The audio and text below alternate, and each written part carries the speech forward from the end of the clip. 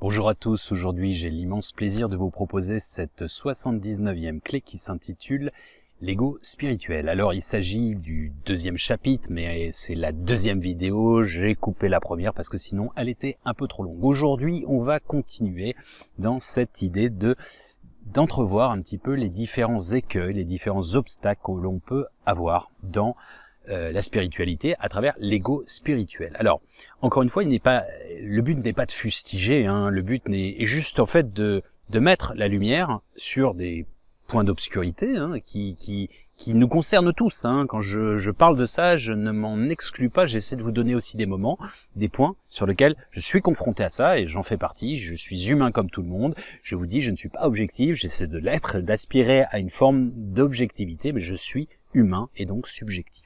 Alors, continuons. Quels sont les obstacles qui caractérisent l'ego spirituel? Eh bien, ça c'est extrêmement important.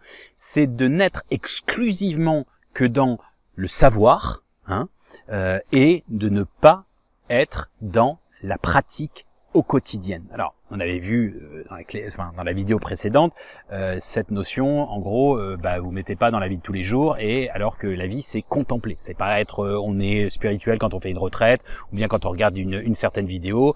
Non, c'est au quotidien. C'est dans la nature, c'est avec les gens, c'est aussi dans la difficulté. Sinon, c'est aseptisé. C'est comme si vous étiez dans un couple uniquement gentil, aimant, avec votre conjoint ou conjointe, uniquement quand vous êtes tranquille, en vacances, aux Seychelles, sans les gamins, sans contraintes, sans facture, etc. Ça s'appelle la lune de miel. Et bien la lune de miel ne dure pas.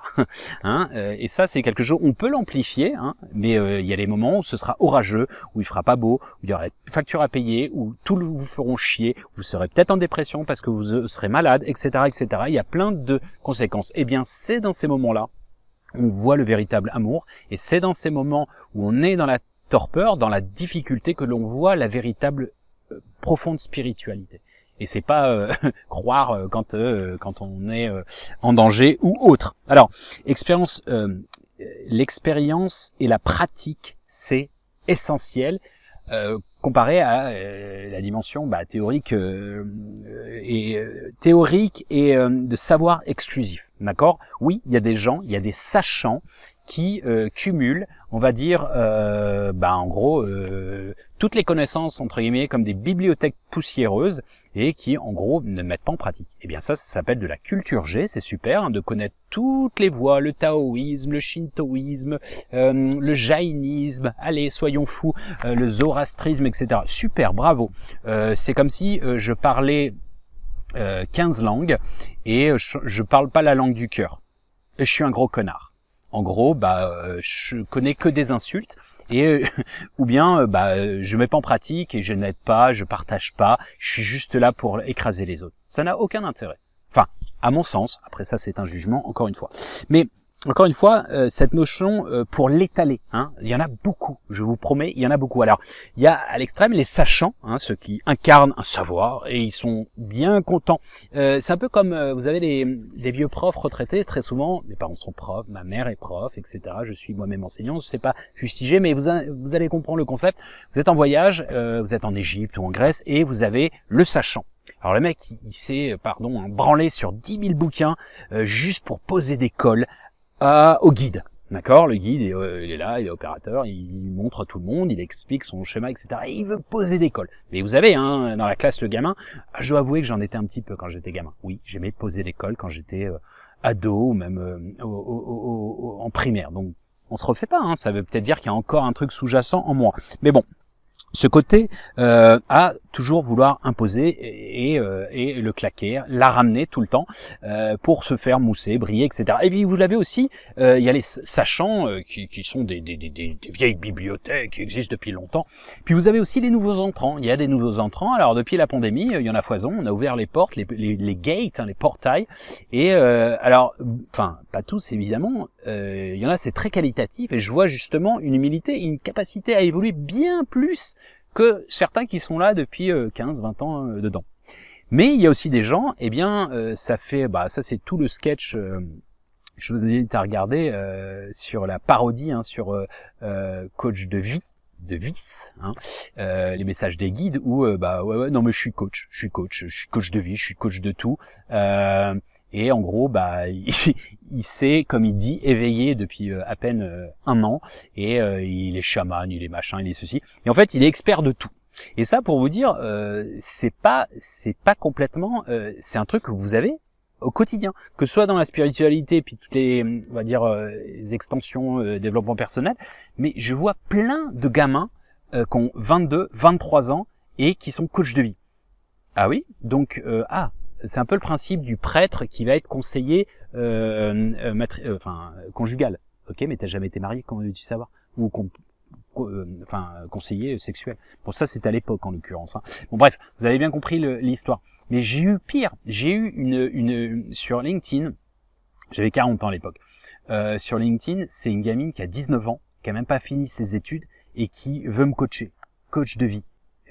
Ok, mais déjà, alors si tu avais vu, je le suis aussi. Je suis conseiller, je suis, différentes choses. Mais au-delà de ça, c'est comme si, je sais pas. Peut-être je suis un vieux con, je suis déjà réactionnaire, mais et je l'ai vécu. Moi, j'avais une fille qui était extraordinaire. Pourtant, c'était une Allemande, c'était Suzhou en Chine. C'était en MBA, donc je l'enseignais en fait pendant un semestre, et puis après on a quasiment fait une collaboration pendant 1 an. On a monté ensemble l'association du bonheur, Schema, c'est une des meilleures écoles en France, mais c'est un campus en Chine. Et donc c'était super bien. Mais en fait, il y a un moment, alors elle était vraiment plus mature que tous ses collègues, on va dire, elle était plus âgée, elle avait 26 ans. Mais bon bref, soit. Et elle sort de ses études et elle devient coach de vie. Et en plus, elle va démarcher tout le monde sur Shanghai en disant oui, en fait, j'ai été formé par Aurélien Milo, etc., etc. Et moi, j'ai même eu un de mes meilleurs amis qui me dit tiens, j'ai été coaché par un tel, je dirais pas son nom. Et en fait, il me dit, je lui dis ok, mais comment ça s'est passé? Il me dit ouais, c'est quand même un peu du flan, c'est beaucoup de théorique, etc.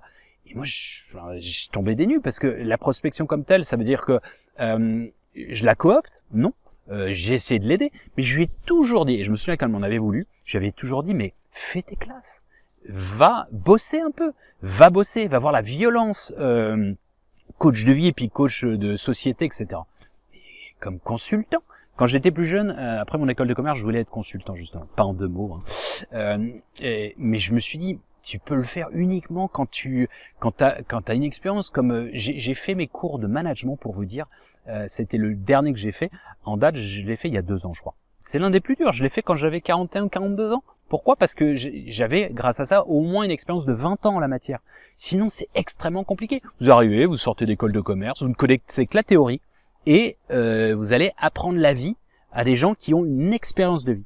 Bon, je pense que vous aurez compris un petit peu. Encore une fois, je ne juge pas, mais bon. Après, il y a une notion aussi de connaissance où on a envie de... c'est un peu comme on dit, hein, la culture, c'est comme la confiture. Moins on en a, plus on l'étale. Alors, il y a un côté assez rigolo aussi. C'est quand ça se branle la nouille autour de plein de sujets et tout, et on veut montrer, ça fait du ping-pong comme ça. Et je me souviens, alors, c'est une métaphore. Il y avait en 2008, c'était à Paris, c'était une exposition, c'était l'exposition Soulage. Alors, c'était un truc, alors j'adore, à l'époque, j'avais une carte Pompidou, Centre Pompidou, c'est de l'art contemporain, où il y a de l'art et du cochon, petite blague à part. Bref, et en fait, je voyais parfois, donc j'avais une carte, donc j'y allais quasiment toutes les semaines, une expo où vous voyez pendant une demi-heure un train qui arrive sur vous. Vous êtes là, vous dites, il va se passer un truc, il va se passer un truc, il va se passer un truc. Et à la fin, il se passe juste la fin. D'accord, donc je suis peut-être pas assez ouvert, là, j'ai pas trop compris le principe. Bon bref, il y avait comme ça de temps en temps, et puis sinon il y avait des trucs super intéressants. Bon bref, et cette expo était géniale, Soulage, je vous invite à regarder sur internet, vous pouvez encore trouver. C'était que des peintures noires. Noir c'est noir, il n'y a plus d'histoire. Si, il y avait une histoire, c'était une histoire donc avec des reliefs, etc. Oui, avec des prises de lumière, ok, je veux bien. Mais alors tout le Grand Paris s'en extasiait. Et c'était vraiment le truc...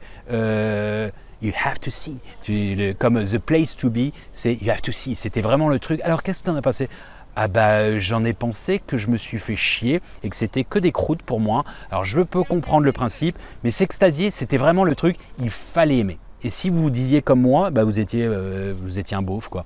Bon bref, et j'assume mon côté beauf de temps en temps. Bon, je pense que vous essayez de voir que j'essaie de faire dans un sens, dans un autre, et que je suis pas non plus objectif, je suis vraiment subjectif. Alors, un autre des dangers, c'est de brûler les étapes. Oui, des étapes de la spiritualité, quand vous cheminez. Alors, vous pouvez essayer de voir, hein, eh bien, vous ne pouvez pas accéder là-haut si vous montez comme ça. Hein. Pourquoi? Parce que vous allez devoir le faire en serpentant, parce que sinon vous allez vous casser la figure, parce qu'il y aura des éboulements, etc. C'est le même principe en plongée. Ceux qui connaissent la plongée savent très bien que quand vous plongez, quand vous descendez, vous êtes obligé de faire des paliers de décompression. Et de même ordre, quand vous remontez jamais trop vite, sinon vous pouvez vous péter les tympans et ou tout simplement mourir parce que au niveau du cerveau, ça va pas le faire. Alors, c'est vraiment le principe du Midikar. Hein. Pour ceux qui ne connaissent pas le Midikar, pour la faire assez simple, c'est une métaphore avec, dans la mythologie grecque, pour laquelle Dieu recommande à son fils Icare de ne pas s'élever parce qu'il a des ailes et il veut s'élever très haut dans les sphères pour aller admirer encore plus le soleil. Sauf qu'il a des ailes de cire et son père le défend, enfin lui suggère de ne pas aller trop haut, enfin le met en garde plutôt, parce qu'il dit sinon tu auras des problèmes, etc. Et il ne l'écoute pas, il va trop haut, il se perd, et il brûle ses belles ailes en cire et il tombe dans les entrailles de la mer et il meurt noyé comme tel.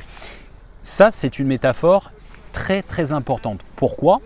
Il y a les gens qui vont trop vite dans la spiritualité, oui, c'est-à-dire qu'ils brûlent les étapes, ils veulent aller trop vite, et c'est du même ordre que si on a une évolution comme telle, c'est comme les gamines qui, je suis désolé, hein, peut-être que je fais réactionnaire hein, aujourd'hui, qui mettent du maquillage ou des super, des mini-jupes, excusez-moi, Radatouf, elles ont 10 ans et demi, quoi. Il y a un moment, faut peut-être encore jouer à la poupée à cet âge-là, et peut-être brûler les étapes peut être dangereux à terme. Bon, ça c'est aussi une mise en garde des parents. Bref, et les TikTok et les machins, j'en passe, c'est les meilleurs des réseaux sociaux.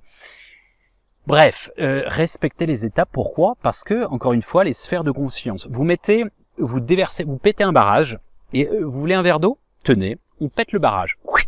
Ou même vous diluez sur la vallée, et bien qu'est-ce que vous allez faire? Vous n'allez pas faire d'une terre asséchée une terre, on va dire, cultivable, vous allez tout simplement noyer les choses. Donc, si on ne respecte pas, si on ne se laisse pas du temps, si on est dans la boulimie, eh bien il y a de grands dangers de péter un câble. Et vous savez que dans les hôpitaux psychiatriques, il y a entre 25 et 33% de gens qui sont dans des gros délires mystiques. C'est-à-dire que, en gros, ils ont perdu pied. Et moi, j'en connais. J'ai des gens qui m'ont déjà contacté. Leur discours n'est plus du tout cohérent. Ils ont perdu pied et ça veut plus rien dire. Tout simplement, et ils se marginalisent parce que tout le monde se fout de leur gueule. Et puis en fait, il y a une espèce de schéma hyper pernicieux qui est en gros je suis différent, je sais, et les autres sont des débiles. Et donc en fait, il y a une on se gargarise à être on se complaît entre guillemets dans cette notion de marginalisation. Encore une fois, on est là pour partager. Moi, je ne partage pas tout. Mes croyances. Je partage, la moitié, même un peu plus. Et pourquoi? Parce que je ne veux pas en faire part en public, peut-être parce que, pas que je crains d'être, mais j'ai pas envie de me mettre dans une case, et surtout que des gens quittent parce que ce serait too much pour eux. Je veux pas en fait leur faire péter le barrage et que entre guillemets ils soient submergés par des choses qui les dérangeraient tout simplement. Ça, c'est à mon sens hyper important. Alors, les dérives des nouvelles classes, des nouvelles cases, les cases que l'on met, des cases identitaires, alors que ce soit les starseeds, les HP au potentiel, les flammes jumelles, les indigos, les galactiques, alors moi je suis vénusien, alors moi je suis andromédien, alors moi je suis lyrien, alors moi je suis sinusien, alors moi je suis pléiadien. Ah mais moi en fait je suis mix, en fait je suis métis, je suis pléiadien et syrien.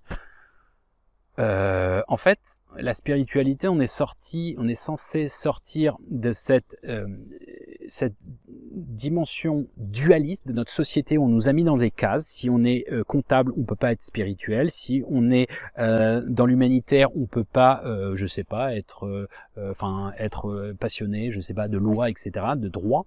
Et en fait, ça c'est quelque chose qui m'a toujours gêné depuis que je suis enfant.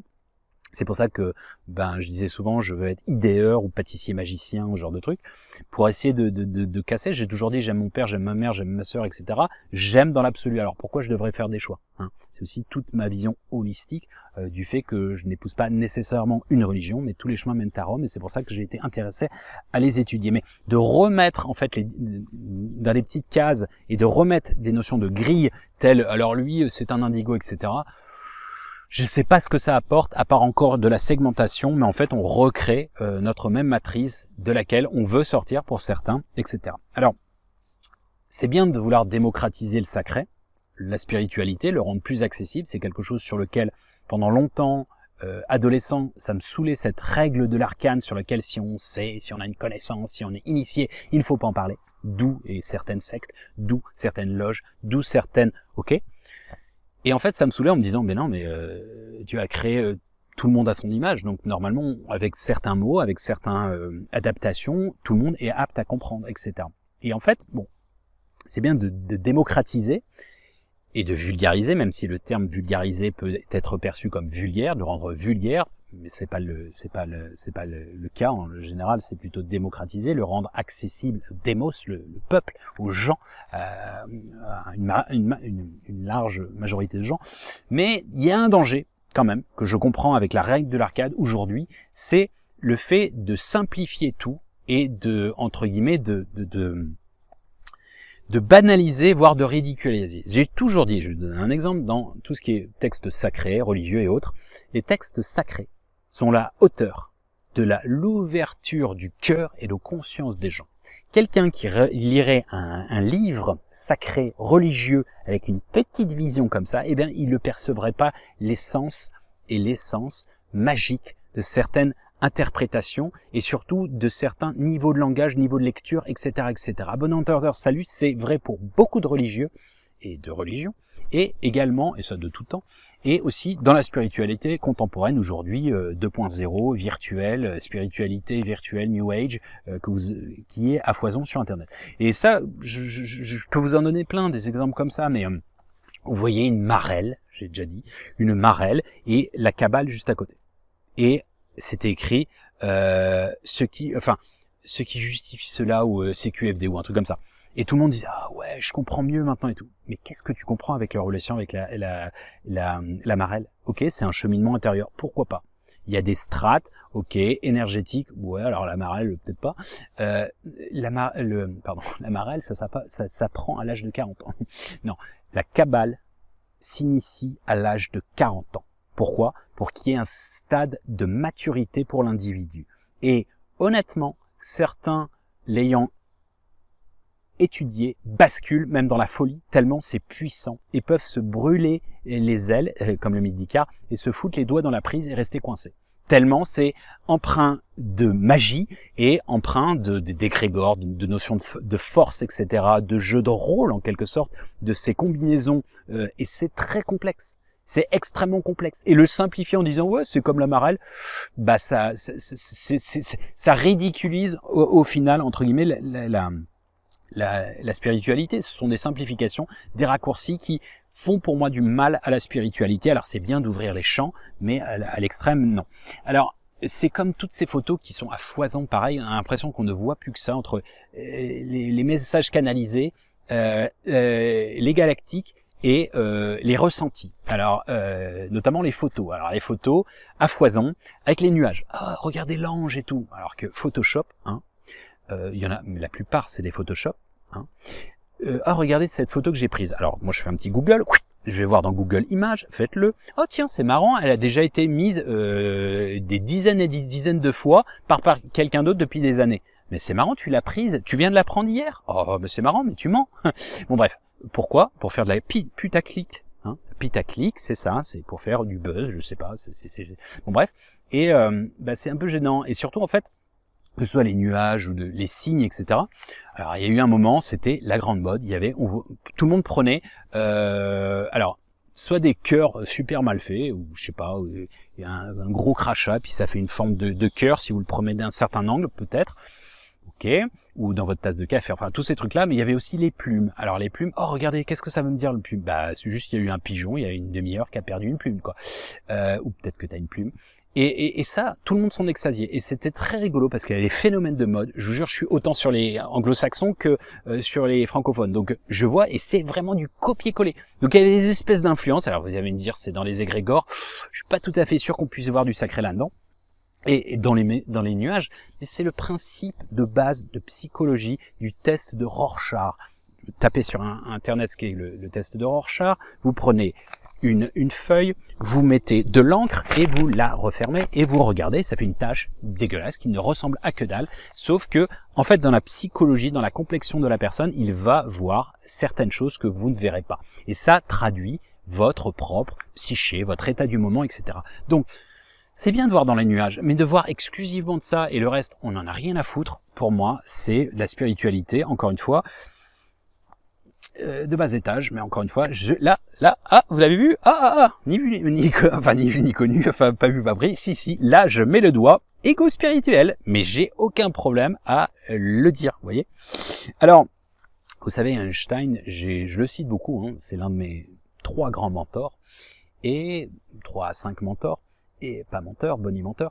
Et en fait, il dit une chose assez intrigante, il dit, il y a des êtres qui ne voient du sacré nulle part, et d'autres qui en voient partout. Alors moi je dirais, monsieur Einstein, pour une fois je suis pas tout à fait d'accord avec vous, il y a peut-être un entre-deux, il y a la voie du milieu, moi je vois du sacré dans plein de choses, et puis il y a des fois, je me dis, bah non, il y en a pas là. Regardez le film 21 ou 23, je ne sais plus, avec Jim Carrey, eh bien il voit du sacré partout, et le mec part complètement en névrose, en psychose, et le mec, il est HP, il est hôpital psychiatrique après, et il est complètement psycho. Donc, et il y a des gens, je vous dis, qui m'envoient des trucs parfois et ça n'a plus de sens. Ils ont perdu pied avec la réalité. Donc c'est à mon sens, un des dangers. Alors, la fuite de la matérialité et de l'instant présent. Alors, la fuite de la matérialité, qu'est-ce que j'entends? Alors, je vais vous donner un exemple. Encore une fois, ce n'est pas un jugement, mais c'est un petit peu le geek. Vous savez, le geek adolescent, en fait, qui est boutonneux, qui est dans sa chambre parce qu'il est pas bien dans sa peau, complexe du homard, pour ceux qui connaissent un peu la psychologie de l'enfance. L'adolescence, c'est Françoise Dolto, mère de Carlos. Bref. Et ok, ça peut arriver, c'est une passade. Et donc, en fait, il veut plus voir les gens, il reste chez lui, dans sa chambre, les mangas, etc. Il met des posters, il fait que des jeux vidéo, il veut pas parler à personne, il a pas de copains, il a pas de copines, etc. Il est dans la virtualité. Eh bien, ça, c'est des choses qu'on peut retrouver dans la spiritualité parce qu'il y a un nombre incommensurable de gens qui ont eu beaucoup de temps avec, avant la pandémie, mais aussi pendant la pandémie, qui ont été chez eux et qui ont considéré que ils ont commencé à questionner le sens de la vie, et ça c'est très bien. Et aussi d'autres ont constaté qu'ils avaient une vie pas équilibrée et qui ne leur convenait pas. Ça arrive à plein de gens, et c'est pas grave en soi. Mais sauf que, en fait, l'un des dangers, et j'essaie de mettre en lumière ici, c'est de prendre la spiritualité comme une fuite. C'est-à-dire n'être intéressé que par les sorties de corps. Et je vous dis, je me répète, je suis intéressé par les sorties de corps et par les galactiques. J'ai même traité ce sujet, clé 66, sortie de corps, je crois, voyage astral, et les galactiques, j'ai fait 4 vidéos les extraterrestres, et notamment les galactiques, c'est la 75-4. Eh bien, donc ça me passionne, ça me fascine. Mais je ne fais pas que ça. C'est-à-dire qu'en fait, ça, pour moi, je vous dis, sortie de corps, c'est une fuite de la matérialité et de son corps. Je vous dis, si certaines personnes n'y arrivent pas, c'est que leur corps subtil, leur moi supérieur, les en interdit parce que elles se disent non, t'es pas assez ancré, il faut d'abord résoudre certains problèmes pour te donner ça, sinon tu vas le faire tout le temps. Tu vas faire tout le temps et en fait, t'en auras plus rien à foutre de rien, de la vie, la bouffe entre copains, etc., tes enfants et tout. Tu seras que là-dedans.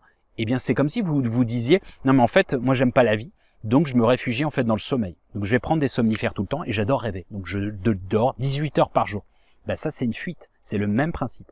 Quand vous êtes exclusivement dans les extraterrestres, les galactiques et tout, c'est une déresponsabilisation, c'est une projection. C'est un truc, dans le futur ça ira mieux. Pourquoi ils seraient forcément tous bien? Il y a peut-être des mauvais et des bons, comme j'essaie de le soulever. Et puis encore une fois, c'est une fuite, c'est une déresponsabilisation, un attentivisme. Et encore une fois, c'est pas. En fait, c'est quand c'est exclusif que c'est un danger. Donc fuite de la matérialité.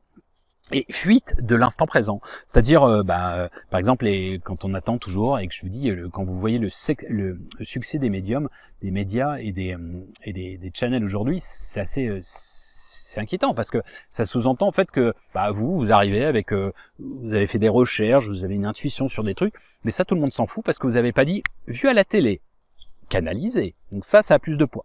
Encore une fois, vous pouvez être hacké, vous pouvez être piraté.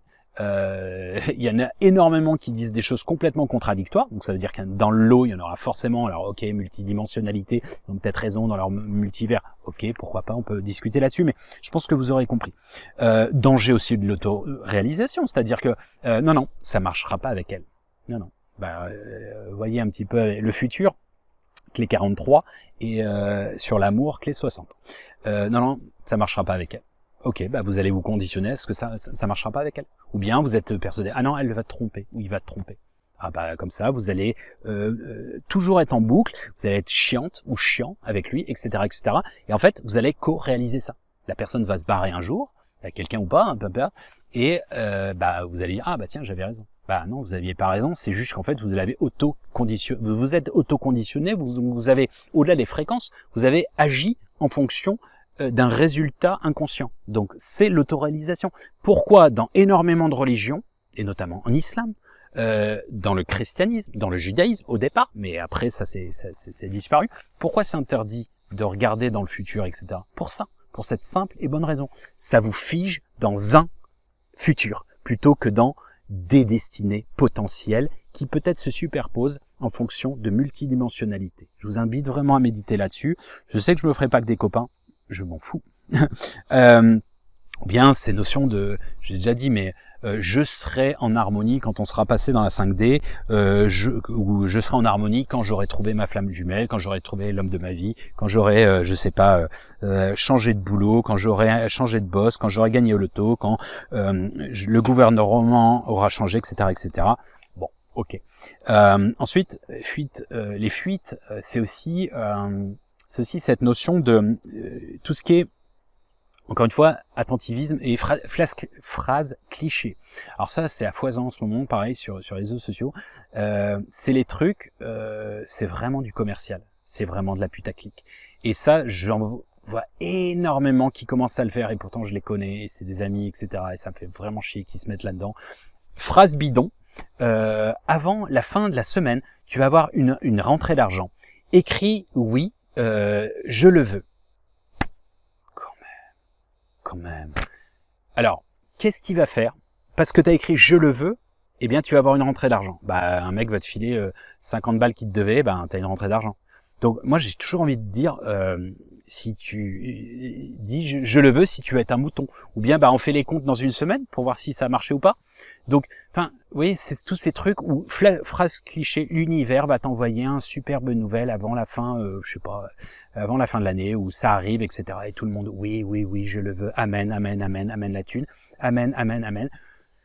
Et franchement, à chaque fois, je vous dis, et ça c'est l'ego spirituel qui parle, ça me fait vraiment bader. Je me suis dit, waouh, on en est là. Ça s'appelle comment? Superstition. Et franchement, si on est au même niveau qu'au Moyen-Âge, quand on avait peur dans la forêt, etc., de traverser une forêt, etc., ou que on n'allait pas au paradis si on s'était masturbé, ou j'en sais rien, on avait fait l'amour avant le mariage, etc., etc. À bon entendeur, salut. Alors la spiritualité, c'est un peu dans la mouvance, Pif Gadget, comme j'appelle. Pif Gadget, pour mes mots, c'était quoi? C'était, vous aviez un petit magazine et vous aviez un jouet. Il était bidon, mais moi je me souviens très bien, j'en faisais partie, comme tous les gamins. Le magazine, jamais on le regardait, mais le petit jouet, on le jouait. Qu'est-ce que ça veut dire par là? La spiritualité Pif Gadget, c'est la spiritualité spectacle, entertainment, adrénaline. Qu'est-ce que ça veut dire? Ça veut dire qu'en fait, il faut des sensations fortes, il faut du voyage astral, il faut des trucs qui nous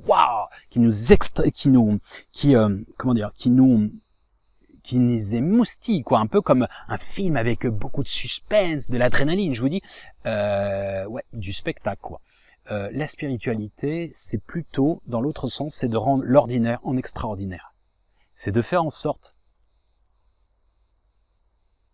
vous entendez, cigale, et cette plénitude, eh bien, la spiritualité, c'est quand j'ai viré ma caméra et que je marche tout seul, ou que ce soir par exemple, je vais couper la lumière, je vais être sur ma terrasse et je vais voir les étoiles.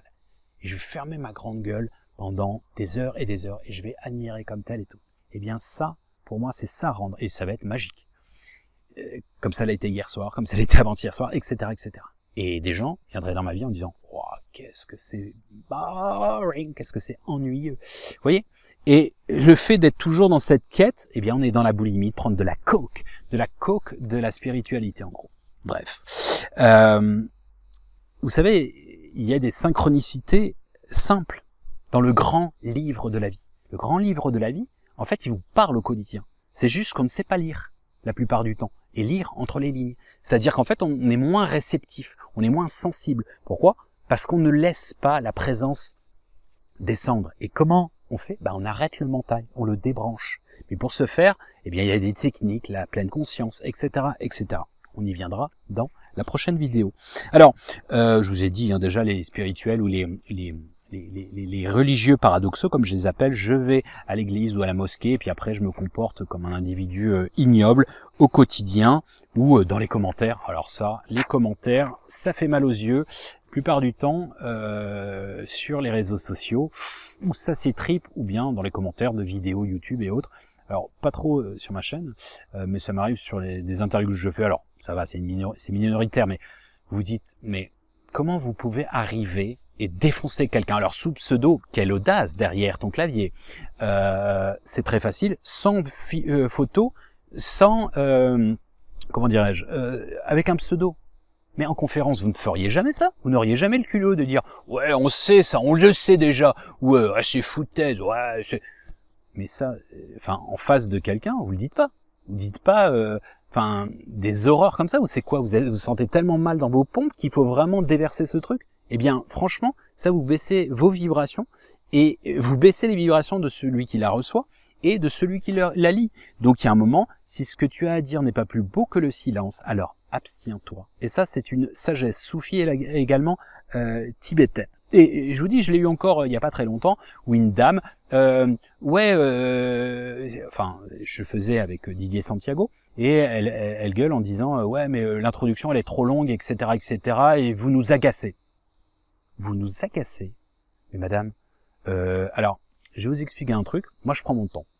J'enseigne depuis des années, je fais des conférences, je prends mon temps. Oui, je me répète, je suis pas un vieux gâteux, mais je répète souvent 2, 3, 4, 5, 10 fois la même chose parce que je sais que dans le processus intellectuel d'une personne, il lui faut plusieurs fois. Alors, j'utilise différentes métaphores, analogies, etc., pour justement faire un process comme tel. Puis je prends mon temps, parce que j'ai envie de prendre mon temps, parce que ça fait du bien de prendre son temps. Pourquoi on devrait, dans le zapping, vous accélérer la vidéo si c'est trop lent?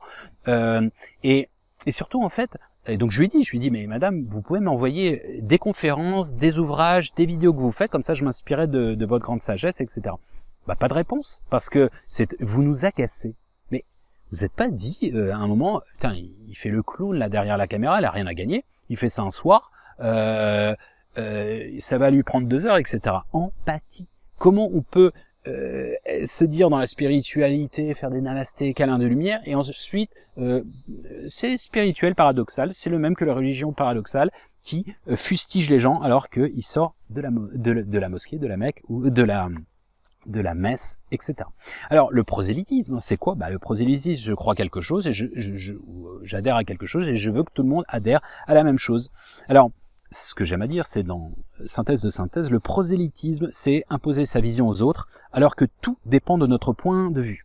Ainsi, standardiser la vie serait comme imposer un uniforme en noir et blanc, en taille unique, à tout le monde, alors que la mode prône la différenciation. Or, le vivant n'est-il pas multifacette, évolutif et multicolore? Je vous invite à méditer. Alors, aussi, un autre des obstacles, c'est de vouloir systématiquement, et on le voit, pour créer le buzz, on le voit beaucoup dans la spiritualité. Alors, il y a une offre et une demande, c'est-à-dire que des gens, alors l'offre, ont envie de proposer des choses nouvelles, et il y a une demande aussi. Quand on parle d'un sujet qui a déjà été traité, eh bien, les gens disent, ah, on connaît, machin. C'est comme si vous disiez, tiens, je vais ouvrir une boulangerie. Ah bon? Une boulangerie? Mais il y en a déjà des milliers. Ouais, mais peut-être à cet endroit, il y en a pas. Et puis peut-être que je vais pas faire le même pain de la même manière, etc. Donc la différenciation, alors ça veut dire qu'il faut toujours des nouvelles théories, aller plus loin, etc. Et dans la divulgation, et c'est souvent, il y a une espèce de truc entre putaclic, je suis désolé, c'est le terme, hein, c'est pas moi qui le dis. Putaclic, ça veut dire vous faites juste un titre pour que ça fasse du buzz, ou vous traitez un sujet pour faire du buzz. Moi j'ai toujours fait à l'inverse, j'essaie de faire mes thèmes depuis le début avec une logique, et les gens adhèrent ou pas. C'est comme si je faisais un plat du jour, c'est comme si je faisais aussi un buffet, et que les gens viennent ou pas. Mais je vais pas me prostituer, je vais pas traiter des sujets, il y en a plein, hein, tous ceux qui ont fait leur chaîne qui étaient à 5000 et qui sont passés à 100 voire 200 000 pendant la pandémie parce qu'ils ont parlé de ces fameux sujets alors qu'ils n'avaient aucune habilité, n'étaient pas médecins et autres. Mais bon, ça, à bon entendeur, salut. Voilà. Alors, d'être dans ce truc de nouvelles théories tout le temps et ne même pas maîtriser en quelque sorte les basiques qui sont ignorés, qui sont même pas mis en pratique, c'est-à-dire je sais pas, connexion à la nature, faire de la méditation, bonne hygiène de vie, bien dormir, etc. Enfin tous les conseils que vous avez de la clé 20 à la clé 40, entre autres même 50, et vous avez aussi l'accès au bonheur, hein. Je vous ai donné 65 clés entre la 20 et la 21 et entre la 40 et 41. Ça n'intéresse pas les gens, ça veut dire que tout le monde est super heureux, et quand je vois qu'il y a énormément de névrotiques, je me dis que, en fait, ce qui explique cela. J'avais encore hier une personne, il y a 48 heures maintenant, parce qu'elle a toujours pas répondu, qui envoie un truc sur Facebook qui dit quelqu'un pourrait me donner un conseil pour sortir de ma prison égotique. Et moi, au bout de 4 minutes, je lui réponds direct, je lui réponds un truc, puis je lui donne 2 liens. Vous pensez qu'il y aurait eu un merci, un commentaire? Au bout de 48 heures, non. Je pense que ta prison égotique, tu l'adores. En fait, c'est horrible à dire, je l'ai pas dit, hein. Mais si tu prends pas le soin de dire merci, même si t'en as rien à foutre, j'ai pris le temps, prends au moins le temps. Donc, en fait, tu t'es enfermé dans ton truc, et en fait, t'es dans son complexe de Calimero qui veut finalement y rester. Je sais que je vais en choquer plein, et je m'en fous. Je m'en fous. Je l'ai vécu, et je l'ai vécu dans mon adolescence. J'ai été ce Calimero. Je sais ce que c'est. C'est une prison égotique de laquelle il y a une complaisance à rester dedans. Oui, il y a une complaisance à rester dedans. Et on peut se faire aider, mais si on refuse l'aide systématiquement des gens, c'est comme ça. On restera comme ça. Il n'y a pas de raison d'attendre un changement parce qu'il y aura les galactiques. Si on ne change pas intrinsèquement soi-même, pas de raison aux mêmes causes, les mêmes conséquences. Hein. Alors, pareil, là ça va être, attention, beaucoup de jugements. Il y a des spectres, hein, un spectre comme un arc-en-ciel entre, vraiment le bas de gamme, vraiment très cheap, de je gobe tout, hein, avec les raccourcis, etc. Amen, hein, comme on l'a vu. Et puis les sachants, qui sont poussiéreux, chiants à mourir, arrogants, méprisants, rien en pratique, ils n'ont jamais voyagé. Ouais, ça c'est un truc... en fait, les gens s'en foutent royalement on a voyagé, on a étudié des cultures, des langues, et tout le monde s'en fout là-dessus. Comme si c'était, si, ça fait partie, si vous allez à la rencontre du monde, à la rencontre de différents espace-temps, vous allez discuter avec différentes cultures et autres, forcément vous avez un champ de conscience qui est plus élargi. C'est logique. Si vous êtes vissé le cul derrière votre télé depuis, pas vous, en général, c'est logique qu'il y a moins de conscience. Encore une fois, vous allez dire, ouh là, mais il est très égo-spirituel finalement. Ouais, je le suis, mais comme tout le monde. Qui ne l'est pas? Dites-moi, je n'en connais pas. Moi, actuellement, je n'en connais pas qui ne soit pas dedans. Donc voilà, c'est juste ce qui me semble vibrer en moi, voilà, peu importe. Bref, alors, ces notions aussi, ces dangers alors, guerrier de lumière. Alors, guerrier de lumière, je vous ai toujours dit, c'est un oxymore. Guerre, négatif, basse vibration, lumière, positive. Donc déjà, ça matche pas. D'accord? C'est exactement guerrier de lumière, donc vous battez contre les ténèbres. Ok, battez-vous contre les ténèbres, qu'est-ce que vous faites? Égrégore, clé sur les égrégores, vous les créditez. Comme avait dit Mère Teresa, et non, s'il vous plaît, toutes les gens qu'on diffamé sur elle, honte à vous, et honte au fait de ne pas avoir vérifié vos sources, mais bon, ça c'est encore un aparté. Mère Teresa, cette grande dame, et j'insiste, cette femme tellement lumineuse, a dit une chose très belle. Ne me demandez pas de venir à une manifestation contre la guerre, mais si vous m'invitez à une marche pour la paix, je viendrai. Alors on pense que c'est la même chose, non? Parce que, vous battez, donc force de réaction, qui dit action, réaction, vous entretenez finalement cette négativité, ou bien vous épousez une cause lumineuse, vous allez à une marche pour la paix, ce n'est pas la même dynamique, vous créditez la lumière. Donc, dans ce schéma, alors je sais qu'il y en a plein qui ne le comprennent pas, mais c'est pas grave, encore une fois, c'est chacun a son temps, son moment. Alors, d'autres, ça s'est un peu estompé, mais il y a eu vraiment la période, il y a encore un an et demi, il y avait les Miradors, les chasseurs de fausses lumières. Ah ouais. Ah non, ça c'est de la fausse lumière. Attention, le Reiki, c'est méchant, c'est la fausse lumière. Attends. Et on se calme. Et il y avait un moment, en fait, je me disais, mais ça, j'en ai vraiment parlé. Lisez-le, ce livre, La dictature du bien. Tout ce dont je parle là, je l'ai restitué, alors de manière différente dans un ouvrage, mais pour créer la confusion, la zizanie. Et s'il n'y avait pas une infiltration? Si on n'avait pas envie de créer le New Age, le New Rage, pour plus foutre la merde et que plus personne n'y comprenne plus rien, qu'on en perde son latin et que finalement on se dise, allez, spiritualité, on dégage, j'en ai plus besoin, je fais mon truc, pourquoi pas? Mais en même temps, idiot utile. C'est-à-dire que ce serait nécessaire aussi pour arrêter, se détacher un peu plus de ça, de ces réseaux sociaux et tout, ce que je vais faire, je vous ai dit, je vais arrêter cette chaîne. Oui, elle aura une date de péremption et peut-être je reviendrai dans le futur, je ne sais pas, mais peu importe, j'aurai un détachement des réseaux sociaux notamment, et je vous dis peut-être que c'est utile et nécessaire. Alors, je vous dis cette notion de fausse lumière où les gens étaient sans cesse dans le... En fait, et j'avais remarqué, il y avait vraiment une intolérance, une espèce de des nouveaux djihadistes de la bien-pensance par rapport à l'autre, à l'autre mainstream, à l'autre, diktat de la pensée. Alors on avait une opposition qui se renforçait, c'est-à-dire entre guillemets ce qui se considérait les moutons du système et finalement les moutons de la spiritualité 2.0 où il y avait les trucs, fallait être pro-Trump, fallait être pro-masse, fallait être contre le vaccin, tous ces trucs-là où en fait fallait être dans toutes les cases et c'était vraiment des stéréotypes. Et je suis pas en train de dire que je suis pour l'un, pour l'autre, machin, je disais c'était juste maintenant. Mais si quelqu'un avait le malheur d'aller à contre-courant de ça, avec argument ou pas, eh bien ils étaient exclus, vous êtes des moutons. Et bien ça, je trouvais ça très très malsain, parce qu'en fait j'avais l'impression d'être dans une nouvelle dictature, la dictature du bien. Eh bien lisez ce bouquin parce que justement, s'en est inspiré. Et c'est ce que j'ai fondé, j'ai appelé le mouvement New Rage, la nouvelle rage, au lieu du nouvel âge, nouvelle rage. Parce que la plupart du temps, c'était des gens hyper virulents, un peu comme des activistes. Vous savez, les activistes écolos aujourd'hui, y en a qui sont prêts à balancer du mortier et des cocktails Molotov sur les flics. Un flic qui n'a rien fait. Ok, parce qu'il y a la crise climatique. Ok, mais le mec, il y est pour rien. C'est quoi? On peut pas être dans la discussion. Gandhi, ça vous parle, justement la marche non violente, etc., etc. Bon entendeur, salut. Ouais, la dictature.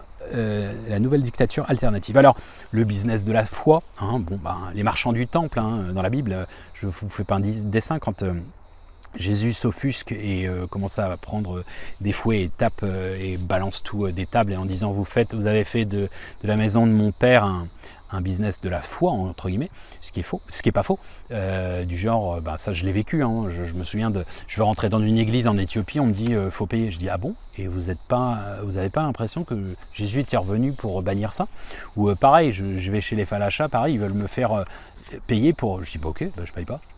Et encore une fois, c'était pas, je veux bien te donner un pourliche, pour t'aider, etc. si tu en as besoin, mais je veux pas que tu m'imposes pour que j'aille faire un truc. C'est comme si, je vous dis, le protestantisme qui proteste, c'était parce que les louanges des curés étaient payants. Donc ok, j'ai pas de thunes, donc je peux pas entre guillemets me faire pardonner. Bon bref, à bon entendeur, salut.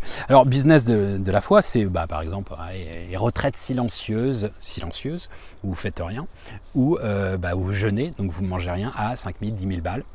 Ok. D'autres, j'en ai un, je l'ai dit, la poudre magique. Ouais, la poudre magique, c'est quoi? C'est de la coke? Non, c'est de la poudre magique. Alors, celui qui le met en ligne, il me disait quand même, c'est complètement bidon, mais les gens y croient, donc ça marche. Ouais. chacun fait comme il veut, mais je l'aurais peut-être pas fait quand même. Pourquoi? Je sais pas.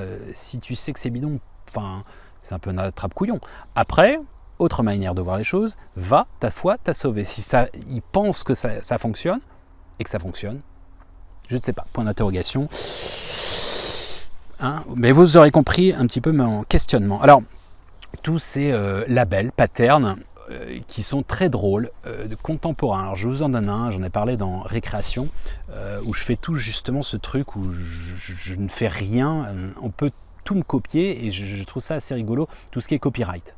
Registered, vous savez, tous les trucs comme ça, avec le petit C, avec le petit R, le TM, trademark. Ça veut dire, vous l'avez déposé et personne ne peut l'utiliser. Par exemple, Chambali, il est déposé, c'est la seule chose que j'ai déposée, et il y a un centre à Dijon de massage qui s'appelle Chambali. Vous pensez que je les ai appelés et je leur ai dit, vous le dégagez direct? Ils ne savent même pas que je l'ai déposé. Vous voyez? Donc, mais c'est juste pour que quelqu'un ne fasse pas la même chose et nous attaque pour le dégager. Mais bon, bref, peu importe. Et donc il y a un truc qui s'appelle TM, Transcendental Meditation, la méditation transcendantale, donc c'est le gourou des Beatles, etc. Bon, bref, le Maharishi. Et j'ai été initié à la méditation transcendantale, j'ai mes diplômes. Bref, mais c'est assez rigolo. La technique est super simple, ultra simple, et c'est marrant parce qu'en fait vous ne pouvez pas vous revendiquer, vous ne pouvez pas donner des cours si vous n'avez pas ces labels, etc. Et ça c'est du gros foutage de gueule, c'est du marketing, et surtout que cette méditation, elle est vieille comme l'humanité, c'est aussi simple que ce que Bouddha a enseigné. Il y en a un autre, Wim Hof, dernièrement, sur tout ce qui est respiration, l'holotropique, etc. Ça marche bien, c'est pas mal le truc. Il est gentil, Wim Hof, il est arrivé il y a une dizaine d'années. J'ai étudié ce qu'on appelle le pranayama, prana, yama, ok, c'est dans l'hindouisme. J'ai étudié ça, j'avais 18 ans, c'est en 98, 99. Ça existe depuis des millénaires. Donc quand on arrive et qu'on dit on va respirer comme ça et ça, et puis ça va être mon label, ok, dans ce cas-là, moi je vais déposer bonjour, et puis c'est bidon, etc. Dès que vous allez dire bonjour, c'est bidon, eh bien j'aurai de l'argent. Vous voyez un peu le délire, et c'est juste pour moi effarant. Je ne parle pas de coach de spiritualité. J'avais une personne qui m'avait contacté en disant voilà, je forme des coachs en spiritualité. Ok, mais et tu donnes un diplôme à la fin, mais il vaut quoi ton diplôme par rapport à qui, et tu mets quoi dedans? Enfin, bon, bref. Alors, petites anecdotes sympathiques du monde de la spiritualité. Alors, moi, on m'a toujours dit qu'un qui fait des bon nombre d'émissions, qui me disait mais les médiums, entre eux, c'est des gros paniers de crabes, quoi. Sympa d'avoir cette mentalité-là. Alors moi, je me souviens, il y a un mec sur Facebook, alors sa photo de Facebook, donc avec des gros guns et tout, ok, le mec arts martiaux et tout, genre bon vénère, et qui me dit ouais, je revends ma chaîne Facebook, ma page Facebook. Ah ouais, cool, non merci, je suis pas intéressé. Quoi, t'as peur? J'ai peur de quoi? Ah ouais, non, mais j'ai une Canadienne, j'en avais une autre qui l'a racheté. Mais d'où je vais racheter une page Facebook spirituelle? Non mais sérieusement, t'as vu ça où? Et bon bref, c'était rigolo. Alors, je vais vous dire, j'ai contacté plein de gens de la sphère spirituelle. Beaucoup. J'en ai mis plein en relation, plein, qui se connaissent, qui s'interviewent, etc. Bon nombre de fois, j'ai même pas un merci. Et encore une fois, je suis pas un agent, moi je suis pas payé, je suis pas commissionné pour ça. J'ai même pas un merci. Et je me dis waouh, c'est génial. J'ai eu énormément dans les gens que j'ai contactés des vents. Ah, je suis un brasseur d'air, vous n'imaginez même pas. On vous répond pas. On vous répond absolument pas. Et en fait, on m'a aussi beaucoup expliqué que si vous n'êtes pas influent, d'accord, par exemple, je n'ai que, je ne sais pas, 2000 personnes sur ma chaîne, donc on ne me parle pas. Ah bon, on ne me parle pas, pourquoi? Parce que c'est pas bien ce que je dis? Ah non, mais tu sers à rien, quoi, en fait. Donc si vous n'avez pas, par exemple, il y a des mecs, Jean, si tu nous regardes, que j'ai rencontré à Bali d'ailleurs, très rigolo, lui, pour commencer à discuter avec lui et faire un interview, machin, il fallait avoir 100 000 abonnés. Mais vous dites, mais au secours. Sachant qu'en plus, sa chaîne, elle est d'un contenu, mais ok. Bon bref, là je juge. encore une fois. Et il y en a plein des trucs comme ça. Moi, je vous dis, alors vous allez me dire, non, mais ils sont blindés, ces gens-là, etc., etc. Bah, qui se munissent, ils ont des équipes la plupart du temps pour faire des montages. Ils se munissent d'une secrétaire, je sais pas, d'un mec qui gère leur truc, parce que la communication, c'est important. Moi, là, je vais faire de l'ego. Parce que j'en parle jamais, je me suis jamais présenté. Donc je suis chef d'entreprise, j'ai 2 sociétés, je suis professeur enseignant pour 5 écoles de commerce, j'enseigne également dans un orphelinat, je suis sur plein de projets, création d'un nouveau programme de l'école évolutionnaire révolutionnaire, quoi d'autre, je sais pas, je suis écrivain, je fais le mariole sur Facebook, sur YouTube, bref, je dois recevoir 200, 300 messages, je parle même pas des commentaires, je réponds à chacun d'eux. Et j'ai pas une secrétaire pour le faire. Oui, j'ai une secrétaire, j'ai des employés pour tout ce qui est mes sociétés, pas dans le YouTube évidemment. Je fais tout seul là-dessus. Et je prends le temps. Parce que j'estime que si quelqu'un a pris le temps, eh bien, je me dois de prendre ce même temps. Et puis, de la même manière, c'est quoi? Alors, je fais le mariole devant ma caméra, et puis en parallèle, je me comporte d'une autre manière. Bon. Écoutez, pour moi, ça c'est quelque chose qui... et aussi un autre truc qui est assez rigolo, on m'a expliqué aussi, ouais, mais on ne veut plus t'inviter, enfin, on l'a pas dit comme ça, mais dans les interviews, parce qu'en fait, en général, après l'interview, il y a un truc genre, je propose un cours ou je propose une formation. Très bien, ceux qui le font, pas de souci. Bon, moi, souvent, j'ai pas le temps. J'ai pas le temps, ou ça me fait chier, ou j'ai pas forcément vocation à le faire. Et bon, bref. Et donc, du coup, ils ont rien à gagner dans l'histoire. Alors du coup, ils ne m'invitent pas. C'est génial. Bah écoutez, ouais, donc je suis pas une tête de gondole, quoi. J'ai pas une tête de gondole. Bon bref. Autre point un peu plus lumineux, faut toujours se méfier aussi des apparences et aussi de penser que tout est figé. Qu'est-ce que je veux dire par là? C'est que les gens peuvent changer.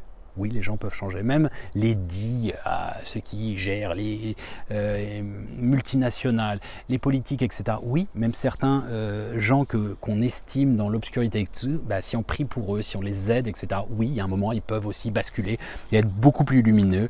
Ça, j'en suis convaincu. Et si on se bat contre nous-mêmes, contre nos propres ombres, on renforce la dualité.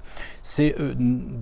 de voir ça, c'est la notion de métaphore du jardinier. Hein. Vous voyez le Christ dans le jardinier, c'est-à-dire que oui, et moi je vous dis, pour avoir parcouru 66 pays du monde, avoir voyagé plus d'un tiers de ma vie à l'international, eh bien je suis enseigné tous les jours par des paysans ici, par des gens mais de tout horizon, et pas avec des CV, pas avec des connaissances, etc. Ils ont mais une simplicité parfois tellement touchante, des regards, etc. C'est déconcertant et voilà, pour moi c'est beaucoup plus important de voir en fait la divinité dans chacun des individus. Alors, vous savez, dans le soufisme, il y a une technique pour se faire passer pour ce que l'on n'est pas, c'est-à-dire entre guillemets un gros connard, pour justement péter cet ego et péter cette humilité. Alors, qui vous dit que j'ai pas fait la même chose dans cette série de vidéos? Et où, comme je vous ai dit, hein, volontairement, je mets quelques erreurs dans mes livres, dans mes vidéos, pour justement que chacun ne prenne pas à la lettre, ou peut-être que c'est un effet de mon ego spirituel, de vouloir vous fausser en me disant, me déresponsabiliser si d'aventure je fais une erreur. Vous aurez bien compris ce que vous voulez, mais en fait, non. Plus important, ce que j'essaie d'inviter les gens à faire, c'est de toujours remettre tout en question, même ce conseil. À bon entendeur, salut. Alors, la prochaine vidéo, on verra des solutions. D'ici là, dans 2 semaines, je vous invite à méditer sur tout ça, hein, sur la première série de vidéos et celle-ci, et de voir, c'est important de mettre en lumière ces parts d'ombre et de vous dire, entre guillemets, comment on peut résoudre tout ça. On verra quelques solutions et techniques, mais je vous invite déjà à méditer parce que vous allez accoucher de ça de vous-même. Et ce qui est important, c'est de vous analyser vous-même et de rire avec vous-même et de rire aussi de cet ego spirituel qui nous met des petites babafes dans la gueule. L'univers vous le rend bien aussi de temps en temps et c'est très rigolo. Voilà, je vous invite à méditer sur tous ces éléments qui vous aideront, j'espère, humblement, à façonner passe-partout de la clé des champs du cœur, du champ de conscience, de ce que vous voulez. Comme vous le savez, tous les chemins mènent à Rome et au Dôme. À bon entendeur. Salut!